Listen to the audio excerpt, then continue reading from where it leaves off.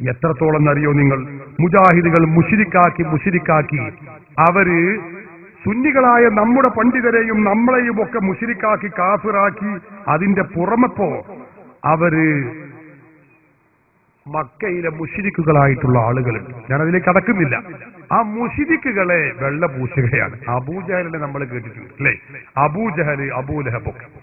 അവരെ കുറിച്ച് ഇയാൾ പറയുന്നത് എന്താണ്? ഹാജി അബൂജഹൽ എന്ന. അബൂജഹൽ ഹാജി അത്ര എങ്ങനെയുണ്ട്?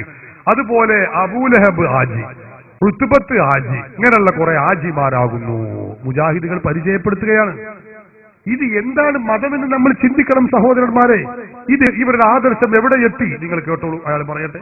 ഹാജി അബൂജഹൽ, الحاجي أبو لهب, الحاجي وليد بن مغيرة, الحاجي أبو جهل, الحاجي أبو لهب, الحاجي وليد بن مغيرة. മക്ക മുശ്രിക്കുകളുടെ നേതാക്കളാണ് ഇവരൊക്കെ ഹാജിമാരാകുന്നു എന്നാ പറഞ്ഞത്. എങ്ങനെയുണ്ട്?